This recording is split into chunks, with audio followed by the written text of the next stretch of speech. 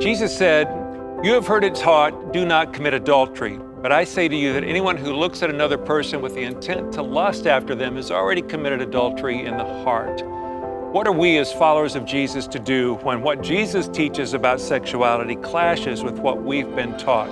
That's what we'll address in today's module.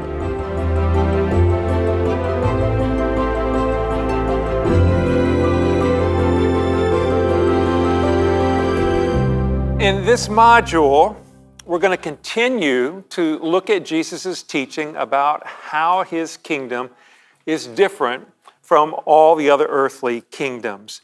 And we're going to focus on Jesus' words in Matthew chapter 5, particularly today, verses 27 to 30, where Jesus uses this formula, "You have heard it said, but I say to you."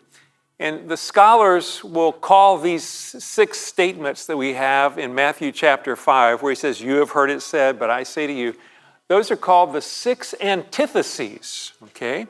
It's this antithesis would be singular, antitheses would be the 6 of them all put together. And if you've been in the previous modules in this series, you'll recall that Jesus is explaining to his would-be followers, would-be citizens of the kingdom of God, this kingdom that he came to rule over, this kingdom that is radically different and countercultural to the kingdoms of the earth. And Jesus is referring here to the law of Moses when he says, "You have heard it said," saying that he did not come to abolish the law, that he did not come to do away with it, but he came to fulfill the commandments of Moses. And again, the law was not bad. Jesus wasn't saying it was a bad law. He was saying it was an incomplete law, that it had not been fulfilled completely, but he was going to bring that fulfillment to pass. And so we see that God's kingdom was to be so radically different here that everyone who would be citizens of this new kingdom would see that it's actually an inside-out kingdom. The kingdom of God was never intended to be an outside-only kingdom. That's what the kingdoms of the world are like. They're based on outside submission and subservience to the authorities. But Jesus had an inside-out kingdom where the motivations of the heart were directed toward outward behaviors so that both the motivation and the actions become pleasing to God. So it's not just outside only, but it's an inside-out kingdom. And that's the way when Jesus said that to his disciples and these would-be citizens of the kingdom, he said, unless your righteousness can surpass that of these very religious and pious scribes and Pharisees, you won't be able to enter the kingdom of God. And so this is how that's done, by getting our hearts to the point where that our hearts are the motivation for the obedience, and not just obeying outwardly when our hearts are someplace else. So in these 6 antitheses, when Jesus says, "You have heard it said," he's always talking here, it seems, about either the great commandment, love the Lord your God with all your heart, mind, soul, and strength, or the next commandment, love your neighbors yourself, or the 10 commandments. So everything he's referring to in these 6 antitheses goes back to at least one of those commandments. And then he follows up with how his inside-out kingdom addresses those commandments. He tries to show how the heart is related to the actions and behaviors. Now, in this very first antithesis that we looked at in Module 10 last week, it dealt with the 6th commandment, if you'll recall. That was do not murder. And Jesus amplified that to say, but I tell you, if anybody's even angry with his brother, he's going to be liable to judgment. We recognize that not everybody here has murdered someone. Hopefully none of us have. But everyone has been angry enough with someone to at least call them a threatening name. And Jesus says, when you've done that, you've got that kind of anger, you've got the root problem that leads you to murder. Anger is the sin beneath the sin of murder. So today when we get into verses 27 and 28, Jesus refers explicitly to the 7th commandment, going from 6 to 7. And this one he says, you shall not commit adultery. So that's what you've heard. You have heard it said, you shall not commit adultery. Let's read that. I think I have it on the screen here as well. Let's see. You have heard that it was said, you shall not commit adultery, but I say to you, everyone who looks at a woman with lustful intent has already committed adultery with her in his heart. Now, these words that Jesus spoke and that were recorded in Matthew's gospel were in the context of a very male-dominated culture. We know that adultery and lust are not just a problem for men. Okay, that's the blank for you to fill in there. It's not just a problem for men. That women are just as capable of lusting as men are. And Jesus' words apply equally to women. And people of any sexual orientation are equally capable of looking at another human being with a lustful intent. Now, again, this was in a culture, though, where men tended to objectify women. They looked at them as objects rather than as image bearers of the God who created them. So it's easy to see that what Jesus is teaching about sexual ethics in his kingdom clashes with what we see on television and movies, what we tend to read in books, what we see lived out in our culture. And if we're really honest, sometimes it clashes even with what we see lived out in some of our churches, where this kind of a sexual ethic is not held highly, particularly at the level of the heart and lustful intent. So, admittedly, adultery is viewed negatively by many of those sources, even some of the TV shows, the movies, and other things in the culture. They still tend to say that cheating is bad, okay, for the most part. But they teach about the teaching about lust seems totally out of touch and impractical to the wider community of our culture here. So Jesus' amplification of the command from the original seventh commandment, do not commit adultery, when he amplifies that to say, do not look at someone with lustful intent, he opens the discussion up well beyond adultery itself to sexual sin kind of in general on a broader basis, but even more specifically their sexual desire, the sexual yearnings that are there.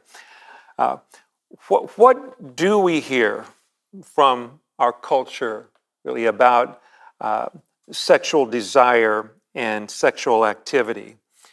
Well, from biology, I think, and from evolutionary theory, we would hear that sex is this instinctual biological urge for the preservation of the species, and it is driven by the need to reproduce and pass on genetic material for future generations.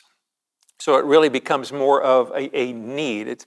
It's not quite like the food and breathing and water, but it's still very much a need for the human race according to biology.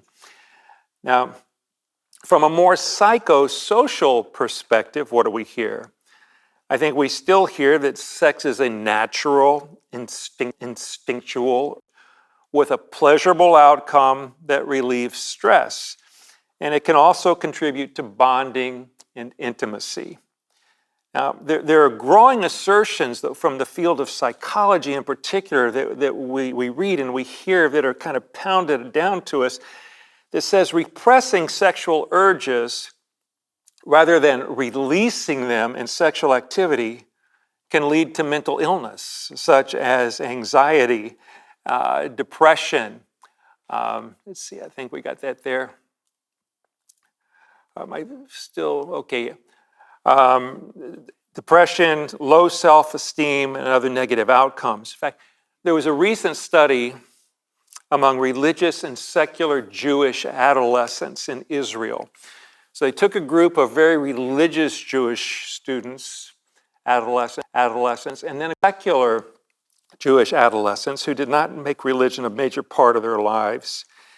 And this study showed a higher compulsive sexual behavior among the religious youth than there was among the secular youth. And so this idea is that when the people try to repress those thoughts, that it actually ends up coming back and ending up in unhealthy things. Now, when I was a younger adult, the larger culture really did not generally approve of living together in a sexual relationship as a couple without entering the covenant of marriage. Now, that was back in the 70s. That was 50 years ago, okay? But there was still a bit of a stigma to people living in a sexual relationship if they weren't married. Today, the larger culture has dropped any objections to such relationships of sexual cohabitation. So we're seeing that in the culture. And the idea is that if neither party is married, the Bible refers to a sexual relationship outside of marriage as fornication. If it's outside of the covenant of marriage, the Bible calls that fornication. If neither party is married to someone else, and if one or both of them are married to somebody else, it's called adultery. But the Greek word porneo is the broader term for fornication and general sexual immorality or sexual sin in the Bible. Now, as we look at this word porneo, does that sound familiar to anybody? Does that have a ring to it? It is the actual root word of our English word pornography. This is the Greek word in the New Testament for sexual immorality or sin. Now, there's a newspaper that you're probably familiar with called The Guardian. It tends to be a left-leaning newspaper that is in no way biased toward or in favor of Christianity, not necessarily against it, but it's not a Christian publication by any means. And they write here that the current revenue estimates for the U.S. range of pornography range from $9 billion to $97 billion actually a year. Now, the latter figure looks excessive, but a conservative estimate is about $15 billion are spent in the U.S. That makes the pornography industry bigger than Netflix and also bigger than all the Hollywood movies. So if you put this into perspective, you see what a booming industry the pornography industry is in the United States and our culture. This article was written 6 years ago, and it seems that the industry has continued to grow in that time. Now, as we look at not only the pornography industry in general, you know, if we look at the video games, which is another extremely popular thing for generations, those games have been highly sexualized with scant clothing objectifying the women, with out of proportion body imagery to try to evoke a more sexual vision there.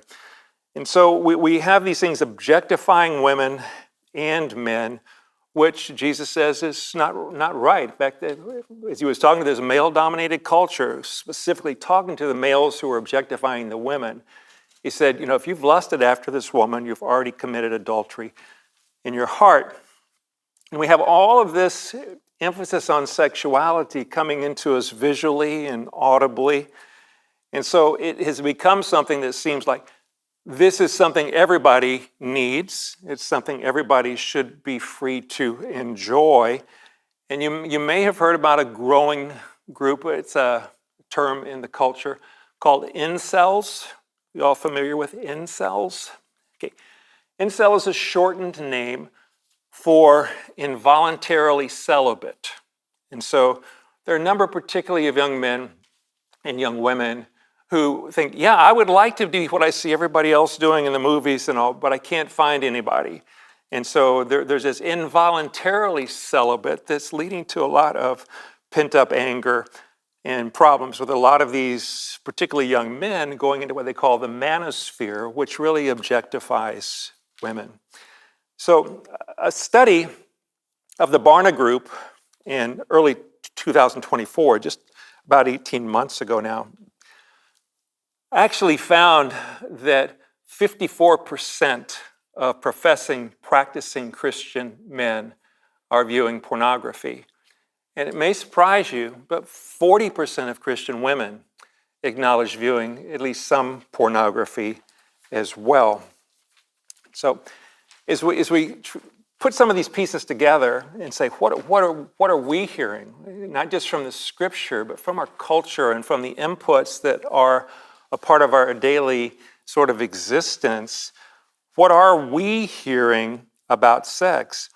And in summary, I think we hear that sex is a natural biological urge that's needed for the preservation of the species. We hear that it's therefore unnatural to suppress sexual urges, which can lead to mental illness and other negative personal effects.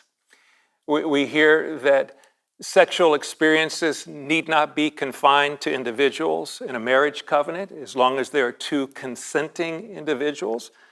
And even as we look at our culture today, where sometimes this searching for fulfillment in a sexual encounter comes up empty, it's not always just two consenting adults. It may be three consenting adults. It may be more than three consenting adults. And so there's where our culture has been informing the understanding. And the objectification of individuals via pornography is widespread. It's lucrative to those who produce it. And we might add, it is very present even among practicing Christians. So, how do we respond to the clash with what King Jesus expects of his followers? To do that, we're going to try to ask and answer a few questions here. I'm going to look at the text and we're going to try to walk through it and see what we can come to. One of the first things we need to look at is, what is God's design for human sexuality? What did the Creator create sex for? What does Jesus mean by looking at someone with lustful intent? What are those Greek words mean? How are we to interpret Jesus' serious response to the sin of lust that we'll read just a little later? And what do we do with attractions that become obsessive sometimes and at least excessive? So let's start with what is God's design for human sexuality? And we look back to Genesis chapter 2 for that. After creating the first woman in the Garden of Eden, Adam, the first man, actually broke into poetry. And he said, "This is at last bone of my bones and flesh of my flesh. She shall be called woman because she was taken out of man." Now remember, God had paraded a whole bunch of things kind of before Adam, before he created the woman. He said none of these were suitable for him. And so Adam was saying, kind of yuck, yuck, yuck. And then finally there's Eve. Oh, now finally, bone of my bone, flesh of my flesh, called a woman. And there was definitely this idea of a great attraction that was there. And so then in verse 24, God responds to this and what we would call the institution of a marriage covenant. And he says, "Therefore a man shall leave his father and his mother, hold fast to his wife, and they shall become one flesh." And that's talking there about the sexual act. "And the man and the wife were both naked and were not ashamed." So we see there that this one flesh union was, with the married couple, was intended to reflect the oneness of God and his relationship with them. And I want to notice also the openness of the married couple was to reflect that oneness, but they were no shame, no problem. Now, I'm going to come back to this slide in a moment. Notice also that God did not design the sexual union to cause embarrassment or shame. It was to be this act of vulnerable kind of self-giving. Nothing to cover me, nothing to hide me, nothing to protect me. Just this vulnerable self-giving of the one to the other. And as we look at the Bible has marriage as being a central image that God chose to describe his relationship with his covenant people. Remember back, maybe if you were present for some of the sermons we did earlier on marriage last year, that marriage is not the point, but marriage points to Jesus and to God as the true marital relationship with his people. And so as we look at the Bible, we see that God is often referred to as the husband. And in Jeremiah 31 and 32, we read, "Behold, the days are coming, declares the Lord, when I will make a new covenant with the house of Israel and the house of Judah."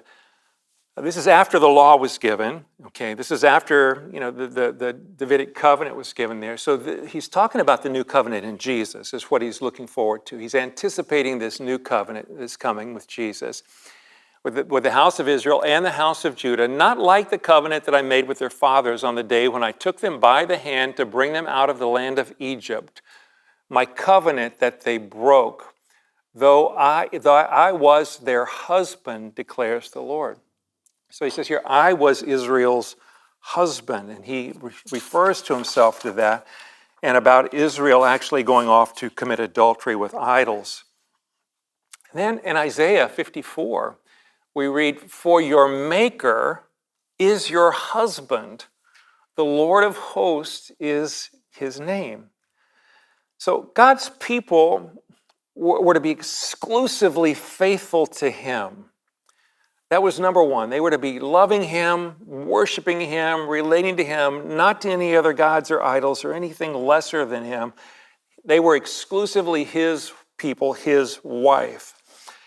And the sex act in marriage was similar then to a covenant renewal, as the marriage covenant was to demonstrate the faithfulness between God as a husband and his people. That husband and wife were to also have that same kind of exclusivity and faithfulness in their relationship that pointed to the exclusivity and faithfulness between the relationship of God and his people. And this is setting the way here. Jesus is actually building on these antitheses as he goes, because in our next module that we'll do the second Sunday in November, we'll be looking then at marriage and divorce in there, because God said his people were unfaithful to him. So in the New Testament, we see that as God had been the husband to Israel, Jesus says, I am the husband basically to my bride, the church. Jesus continues that marriage imagery by calling the church his bride. Now, he continues to call his followers to sexual purity and exclusiveness in covenant marriage as a signpost, again, pointing to the relationship to him as the bridegroom. Jesus is saying, I'm a faithful husband to you. I want you to be a faithful bride to me. But I also want your marriages to reflect the relationship that I have with you. That's why in Ephesians chapter 5, when Paul is writing there about the marriage covenant and the marriage, he says, this is a mystery, but I'm talking about Christ and his church. Because every human marriage of a Christian is to point to the marriage of Christ in his church, in its exclusivity and in its selflessness and in its faithfulness, the one to the other. And we anticipate this great moment one day in the future, right? When we will be seated around a table with all the saints from all the ages of the redeemed who have called Jesus Lord and King. And we will celebrate what is called the Great Wedding Feast of the Lamb, when the bride and the groom are united in the consummated kingdom. Now, in summary here, God's design for sexual relationship was intended to represent the oneness of exclusive faithfulness between one man and one woman. And that relationship was to point to their exclusive faithfulness to God. Now, uh, what does Jesus mean when he asks or when he says, if you look with lustful intent at someone? The word that Jesus uses here is a Greek word, epithumia. That would be the word. And it's in Matthew 5:28. It does not specifically refer to sexual desires. Do you have your hand out there about the meaning of epithumia? Just want to call your attention to that. It's just out every instance where the word occurs in the New Testament and how it's been translated into English, where you see an underlined word there, whether it's desire, whether it's passion, whether it's covetousness, whatever that word that's underlined there in your English version, that is actually a translation of this word epithumia here. And epi means, is the prefix, it means upon something. But the word thumos was actually wrath or fiery. And it can also mean very spirited. And so what we're talking about with epithumia here as lust in this case is, being upon fire. Epithumia can refer to any appetite, both positive or negative. Now, as you look at most of those instances of epithumia in your handouts, you're going to see that it's talking about idolatry. It's talking about inappropriate desire for someone or something. But it can actually refer to some things that are positive. You look at Luke 22:15. You look at Philippians 1:23. You look at 1 Thessalonians 2:17. These are all positive longings and yearnings that Jesus longs to eat the Passover meal with his disciples. Paul longs and yearns to see the Philippian people. And most of the time, though, it tends to move toward this unbridled desire, idolatry, and worship, etc. So the intensity of desire in epithumia is actually related to fire, right? There is this sort of, I think, connection to the fieriness of the desire. And we see Paul use epithumia in Romans 7 and in Colossians 3 to refer to coveting. Now, here we are going back now, that same word, epithumia, going back to coveting would be the 10th commandment, right? That you shall not covet your neighbor's wife or anything like that your neighbor has. So this is the idea here. Jesus is actually kind of doing a double duty thing with this word here. When he says, I say to you, everyone who looks at a woman for epithumia has already committed adultery with her in his heart.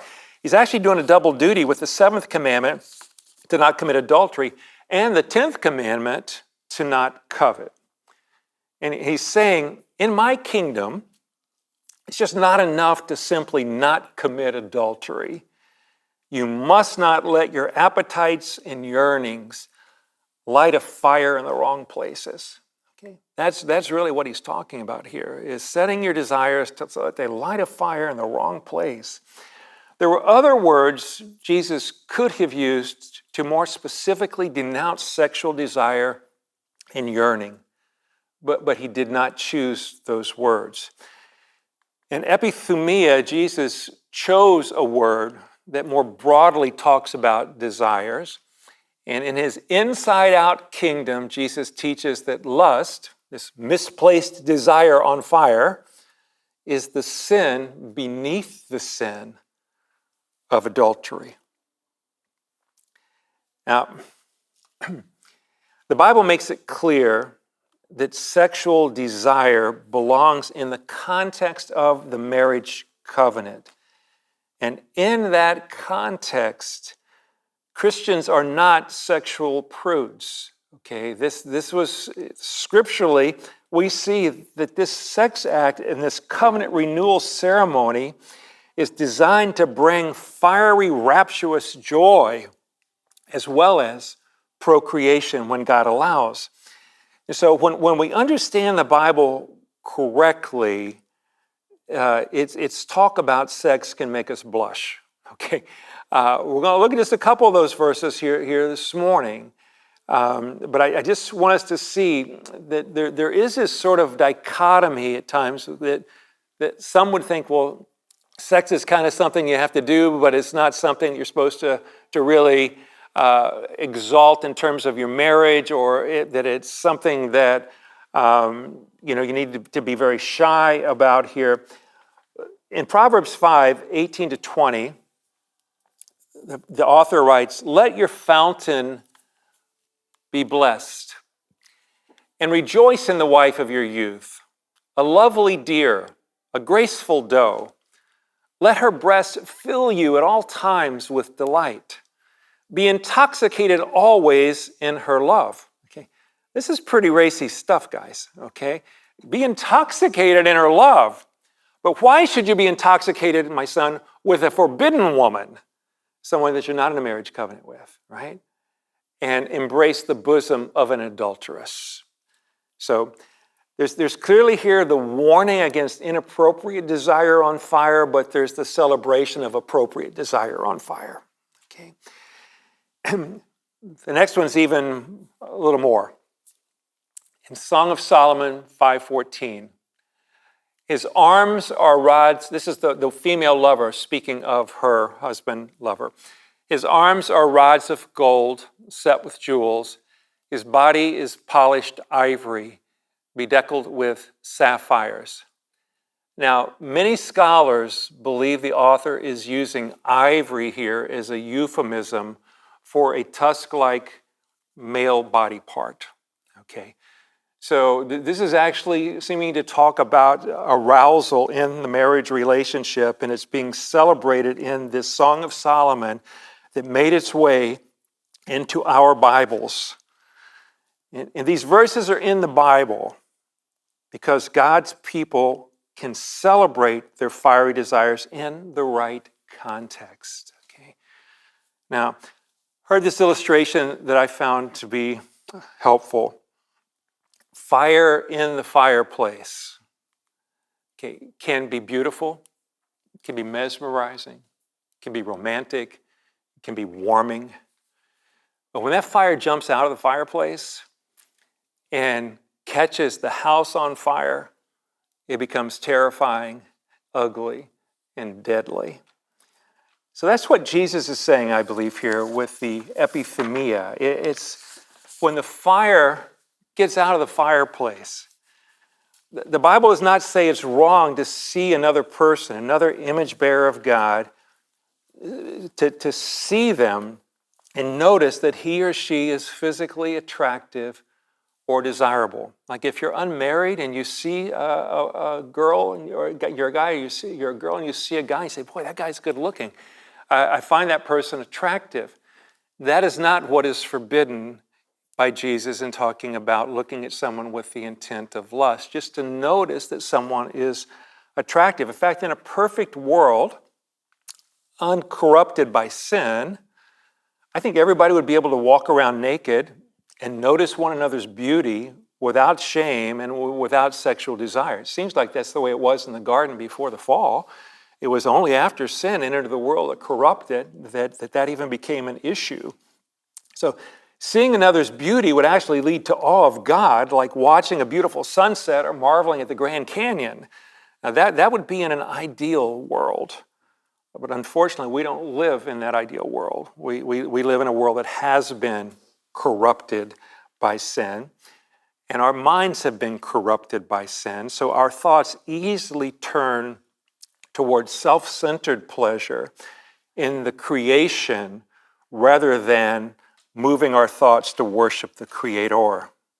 Now, the Bible Project describes the lust here as a yearning in Matthew 5:28 as a prolonged look for the purpose of sexual fantasy. That, I believe, is what Jesus is prohibiting here.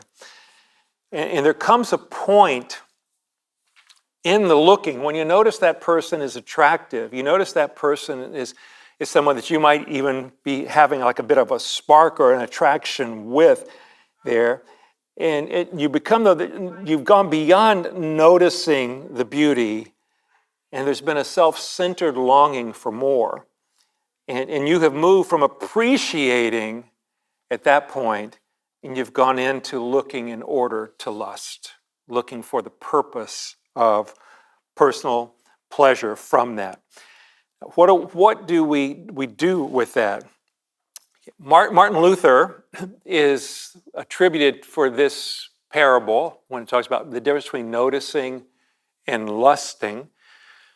And Martin Luther is often attributed with this, says, you cannot keep the birds from flying over your head, but you can keep them from building a nest in your hair. Okay. And I think there's some truth to that has made it over the centuries here. Let's read Jesus' follow-up comments in verses 29 to 30, after he said, you've heard it said, do not commit adultery, but I say to you, anyone who looks with lustful intent at a woman has already committed adultery with her in his heart. And then he says, so if you've done that, if your right eye causes you to sin, tear it out and throw it away. For it is better for you to lose one of your members than to lose your whole body and have it thrown into hell. And if your right hand causes you to sin, cut it off and throw it away. For it is better that you lose one of your members than that your whole body go into hell. Now, I think we need to first of all realize that this language that Jesus is using was language of hyperbole. It was used by a lot of Jewish rabbis and teachers at the time. He is not really encouraging anyone to actually physically blind themselves or to amputate an arm. Sadly, I had a friend in college who did try to take out his eye after his struggle with lust and pornography and ended up in a mental hospital. That is not what Jesus is actually calling people to. Because you see, the truth is that a one-eyed, one-handed people are very capable of ungodly appetites and lusts. Even quadruple amputees who are blind in both eyes are capable of the kind of lust Jesus says underlies the sin of adultery. So if we were to keep gouging and were to keep chopping off body parts, we'd get down to nothing left, but we'd still have this sinful appetite where we were making things that can be good into things that are more important than loving God and loving other people, which then brings them into the category of being an idol in our lives. Now, Jesus is emphasizing here how serious this kind of sin is. It is sin that demeans. It is sin that objectifies others for our own gratification. And it separates sex from the marriage covenant design. So Jesus is saying here, if your sexual appetite is out of bounds, you need to take whatever serious actions are needed to get your desires ordered properly. Again, with that percentage of people in the church who are practicing Christians, who are regularly seeing pornography. You don't need to plug out your eye, and you don't need to cut off your hand, but you probably do need to think about cutting off your internet, okay? That may be more painful for some people. But the idea here is, there are some things that you can do with your DNS, and you can talk to some of our tech-savvy folks about that. You can lock things down a little bit. Now, yes, you can probably still get around it, but at least it's like putting locks on your windows and on your car. It's going to try to keep you honest and make it a little harder to get there. There's a program called Covenant Eyes. There's another one called Canopy, particularly for parents. That's a great one if you have children who have phones and things for multiple devices. You do what you need to do what you can do to keep this from happening. That's what Jesus is saying when he says, take out your eye, cut off your hand. Take some action, some seriousness, because this is a serious problem. Sex was meant for the marriage covenant. It was meant to reflect the exclusivity and the love and the passion between God and his people. It was not to be something that is cheapened for self-gratification outside of the marriage covenant. Now, The Greek word that Jesus uses here about your body being thrown into hell is the word Gehenna. And Gehenna is a Greek variation of the Hebrew word, which means the valley of Hinnom. And this valley was near Jerusalem, and it was the Valley of Hinnom was historically a site for child sacrifices back when Molech was around, and which was horrendous. And so God wanted that gone. And Gehenna later then this valley became the garbage dump where refuse was always rotting and decaying and burning. Fire and stench and smoldering smoke were always there in the area. And Gehenna then became the image of hell for both Jews and Christians. So that became this physical place right there near Jerusalem where all the trash stuff was burned and there's stink coming out of it. That became the word that was used for what hell would be like. Now, Jesus is playing here again on the image of fire, I think, in this word epithumia, this looking with intent to lust. And when the fire gets out of the fireplace, it will burn you to destruction. So if someone has an unquenchable appetite that is not an appetite and yearning for God, but it's an appetite and yearning for another human being or for something else that goes unsatisfied, that person is going to burn up from the inside out. That unquenchable desire is going to require more and more and more to try to quench it. But Tim Keller has a quote that I really appreciated. Here he says, "It seems like no matter how hard," I don't have the quote on there. It's on your sheets, I believe. "It seems like no matter how hard you run after sex, you never seem to be able to actually catch it. It never delivers. It never gives you what you're after. On the other hand, no matter how fast you try to run away from sex, you never seem able to avoid it either." Okay. This is the reality of our lives in the fallen world. So what do we do with those attractions that sometimes become excessive, sometimes become so consuming that they threaten to burn us up? And I say what we don't do, okay? Simply saying this is wrong, I've got to stop, that's not the answer. Willpower and trying harder will not quell the appetites. I go back to that Jewish study of adolescence, the religious adolescence and the secular adolescence that I mentioned earlier. And the article was called "Help, I Can't Stop Thinking About Sex," with the subtitle, "The Rebound Effect in Unsuccessful Suppression of Sexual Thoughts." Okay. The more they tried not to think the thoughts, the more the thoughts rebounded. That would be where the rebounding comes, to the point that they couldn't stop thinking about them. Now, that's why psychologists say suppressing sexual thoughts and urges can lead to mental illness and compulsive sexual behaviors where that just absorbs your entire mind. Those psychologists, I think, are making some observations of certain things in our culture, but I don't believe they're factoring in the spiritual resources that Christians have in the Spirit of God, in the Word of God, and in the people of God.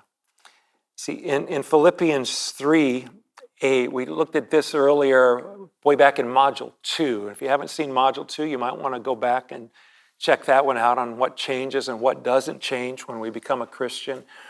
But the idea of the renewing of the mind and what we think about, Philippians 3:8 says, "Finally, brothers, whatever is true, whatever is honorable, whatever is just, whatever is pure, whatever is lovely, whatever is commendable, if there's any excellence, if there's anything worthy of praise, think about these things."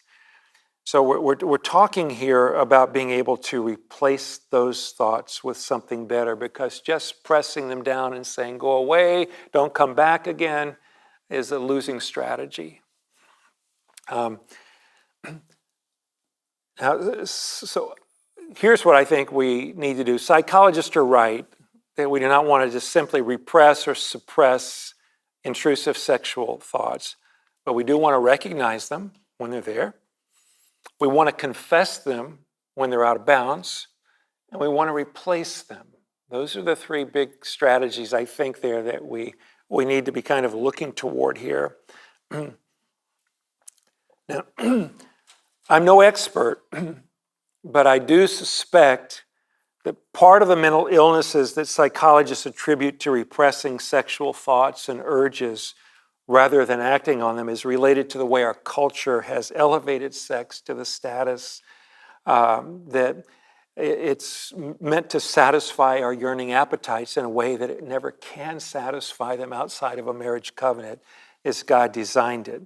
So we're led to believe that sex then is now a consumer good or a recreational activity that everyone needs.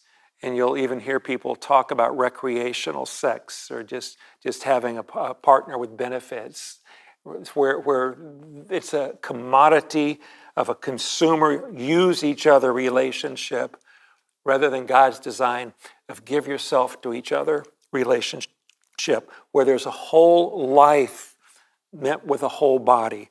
That's what the marriage covenant was about. So you never want to have sex with someone that's not willing to give their whole life to you, that's not willing to give of themselves, not willing to share the finances, not willing to share the parenting, not willing to share everything about their life with everything about your life.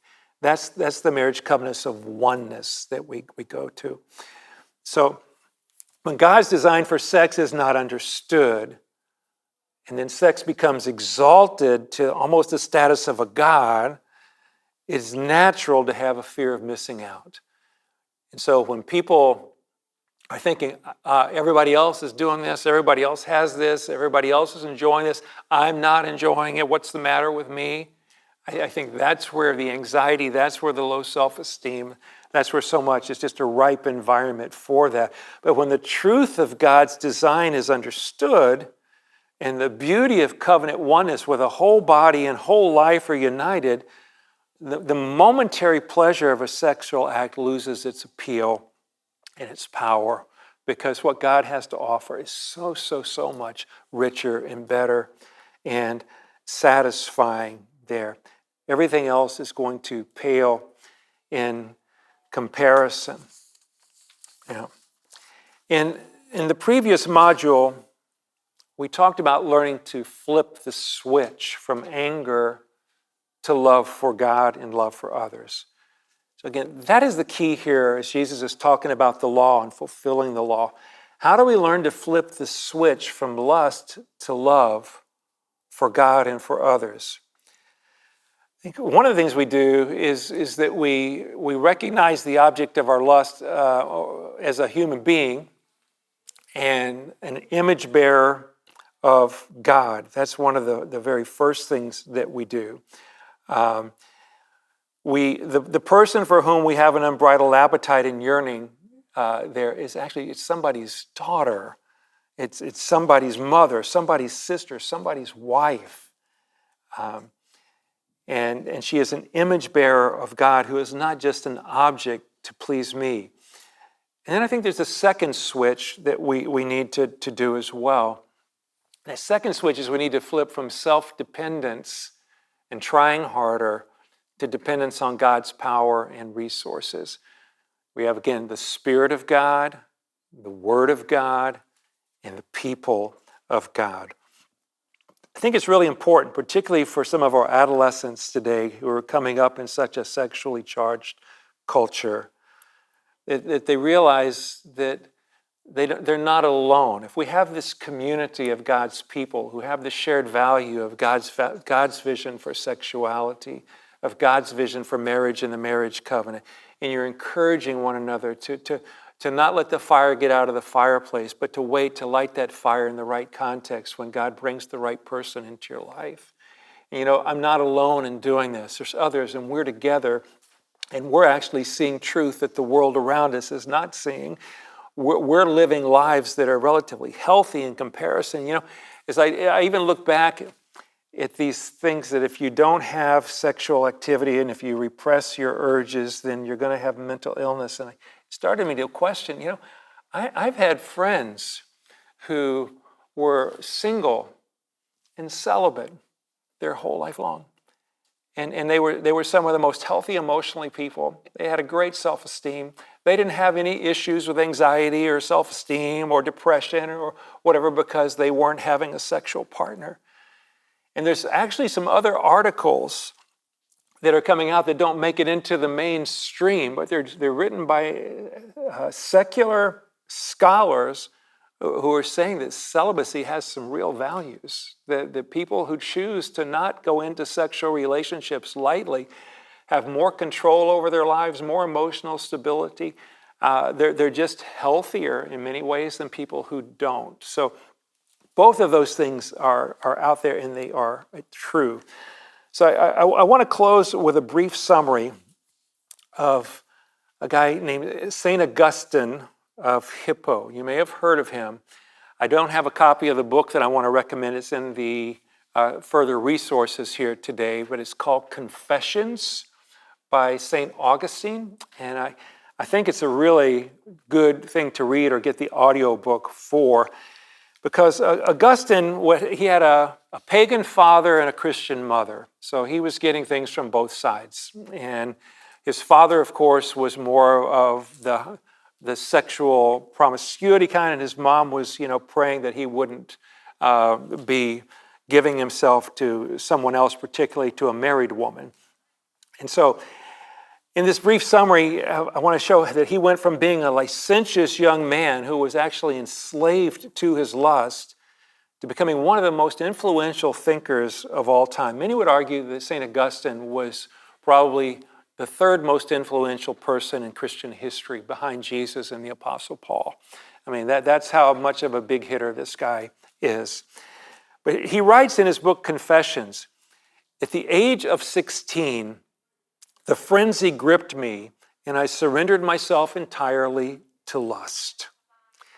And then later he says, I went to Carthage, where I found myself in the midst of a hissing cauldron of lust. It was a bigger city, a lot more cosmopolitan. But then he says, my real need was for you, my God, who are the food of the soul. I was not even aware of this hunger. He goes on, from a perverted act of will, desire had grown. And when desire is given satisfaction, habit is forged. And when habit passes unresisted, a compulsive urge sets in. Now, this was Augustine. But as he came under the teaching of Ambrose, one of the church fathers, another bishop, Ambrose was sharing more of the gospel with him, and he was hearing about this. And as he came closer to accepting the truth of the gospel, his sexual sin continued to be an obstacle for him. And he was having a hard time surrendering his life to Jesus. So this was his honest prayer. Okay, Lord, give me chastity, but not yet. That was Augustine's prayer. So describing his conversion, he writes, I flung myself down beneath a fig tree, and I gave way to the tears which now streamed from my eyes. In my misery, I kept crying, how long shall I go on saying, tomorrow, tomorrow? Why not now? Why not make an end of my ugly sins at this moment? And then Augustine heard the voice of a child singing, take it and read, take it and read. So Augustine grabbed his book of Paul's letters and he flipped open his pages until his eyes rested on Romans chapter 13, verses 13 to 14, which reads, not in orgies and drunkenness, not in sexual immorality, which would be porneo, and sensuality, not in quarreling and jealousy, but on the Lord Jesus Christ, and put him on and make no provision for the flesh to gratify its desires. And Augustine writes, I had no wish to read any more and no need to do so. For in an instant, as I came to the end of the sentence, it was though the light of confidence flooded into my heart and all of the darkness of doubt was dispelled. Yeah. Perhaps some of us here this morning can identify with Augustine. See, citizens of Jesus' kingdom are to be passionate. And if you get married, you're to be passionately involved physically with your spouse. He calls us to be on fire with desire for him and for his kingdom. But we really can't be on fire for him and his kingdom if we're on fire with sexual and covetous appetites for other things. The two are going in separate directions. Those desires and appetites are the sins beneath the sin of adultery, both physical adultery and spiritual adultery. And with Jesus as King, I believe we can flip the switch from uncontainable lust to unbounded love for God and for others. Thanks for joining us today. For more information on the Chapel Institute, please visit wcchapel.org/Chapel Institute. I hope you'll join us for our next episode. In the meantime, our prayer is that you become a more mature disciple who knows Jesus more fully, grows in Jesus more fruitfully, and shows Jesus more faithfully through a deepening biblical foundation.